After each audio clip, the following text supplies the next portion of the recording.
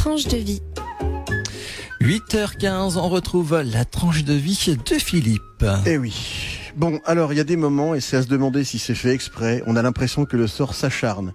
Il suffit que ma chronique Vie pratique soit rebaptisée tranche de vie pour que pour la seconde fois consécutive, je me demande s'il n'y a pas un pléonasme, je fasse un billet nécrologique. Pierre après pierre en plus. Pierre Tombal en l'occurrence. Alors vous allez me dire, qui d'important est mort cette fois-ci ? Vous avez remarqué que je n'ai pas dit qui de célèbre, n'est-ce pas ? En effet, car peut-on dire que Pierre Étex, cet homme discret et facétieux, était célèbre ? Sa discrétion était sur ce point très efficace, car il ne fut pas un invité récurrent des plateaux télé ces dernières années, ni avant d'ailleurs. Mais à sa décharge, il était vieux, puisque quand même 87 ans, et qu'il n'avait plus réalisé grand-chose ces dernières années. Ah bon, c'était qui ce Pierre Étex qui vient squatter une tranche de vie ? Marié au clown Annie Fratellini, excusez du peu, il fonde en 1973 l'École nationale du cirque. Gagman est artisan français du burlesque, à l'image de son modèle absolu Buster Keaton et de son grand ami Jerry Lewis. Il travaille avec Jacques Tati comme gagman et assistant réalisateur sur le film Mon Oncle. Il se lance également dans la réalisation. On retiendra notamment les chefs-d'œuvre Yo-Yo et Le Soupirant. Son court-métrage Heureux anniversaire remportera en 1963 l'Oscar du meilleur court-métrage de fiction.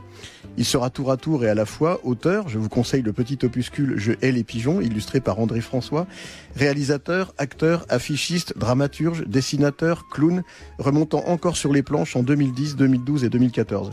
Il sera régulièrement primé, honoré, récompensé, encensé jusqu'en 2015 même, avec un trophée d'honneur pour l'ensemble de sa carrière.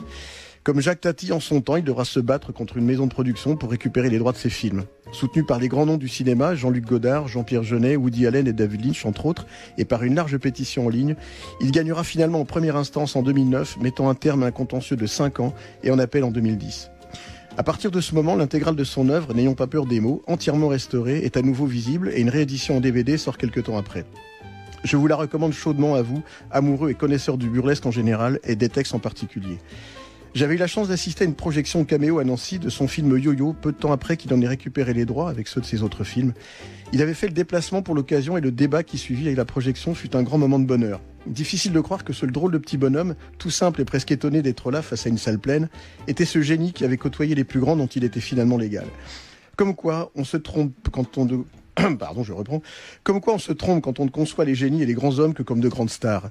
Je crois plutôt qu'à l'instar des grandes douleurs, les génies sont discrets. Alors vous allez me dire, c'est pas un peu antinomique de comparer douleur et génie ? Et moi je vous répondrai que perdre un grand génie est toujours une grande douleur.